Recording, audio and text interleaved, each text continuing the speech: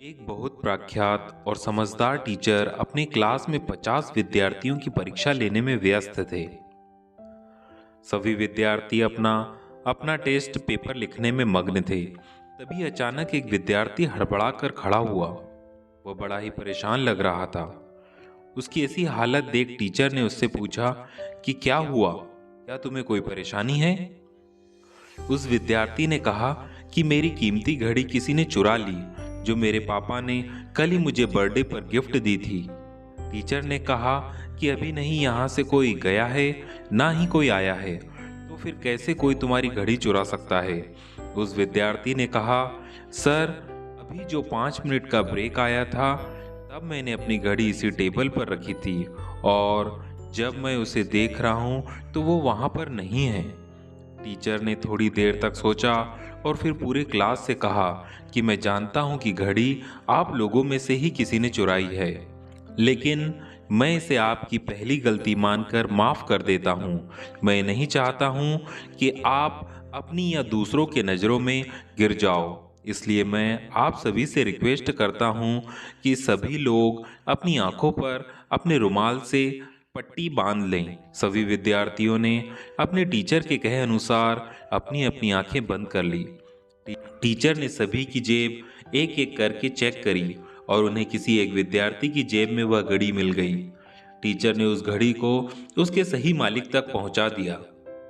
दोस्तों, जहां पर आज लोग एक दूसरे को नीचा दिखाने के लिए उनकी छोटे से छोटी गलतियां भी सबके सामने लाकर एक दूसरे को शर्मिंदा कर देते हैं, वहीं पर यह टीचर थे जिन्होंने अपने विद्यार्थी की इतनी बड़ी गलती को भी नज़रअंदाज करके उसे सुधारने का एक मौका दिया।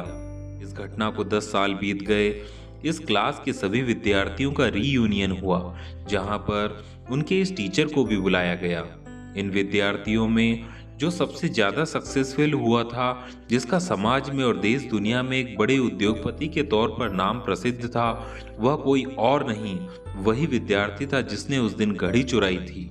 उसने जब अपने उस टीचर को इतने सालों बाद देखा तो वह बहुत खुश हुआ और जाकर उनके पैर छू लिए।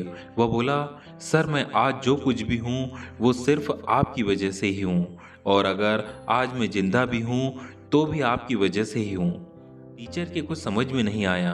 तब वह विद्यार्थी, जो कि एक बड़ा वीआईपी बन चुका था, उसने बोला, सर, उस दिन अगर आपने मेरा नाम पूरी क्लास में बता दिया होता कि घड़ी मैंने चुराई है तो मैं शायद आत्महत्या कर लेता, क्योंकि जब आपने अनाउंस किया था कि आप सबकी तलाशी लेने वाले हैं, मैंने यह निश्चय कर लिया था कि बदनामी की जिंदगी में मैं नहीं जीऊंगा। हाँ, उस दिन मुझसे बड़ी गलती हो गई थी, लेकिन आपने मुझे उस गलती को सुधारने का मौका देकर मेरी जिंदगी बचा ली। उस दिन के बाद मैंने इतनी मेहनत की और आज मैं यहाँ तक पहुँच गया। उसकी पूरी बात सुनने के बाद टीचर ने उससे कहा, ओहो, अच्छा तो वो तुम थे? विद्यार्थी ने उनसे कहा, सर, आप इतनी बड़ी बात कैसे भूल सकते हैं?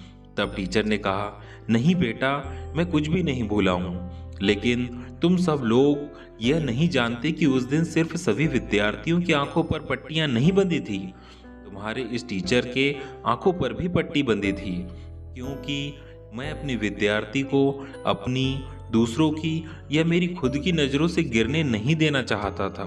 अपने टीचर की सच्ची महानता के बारे में पता चलने पर उस विद्यार्थी की आंखें भर आई और वह कुछ भी नहीं बोल पाया। उसने टीचर को गले लगा लिया।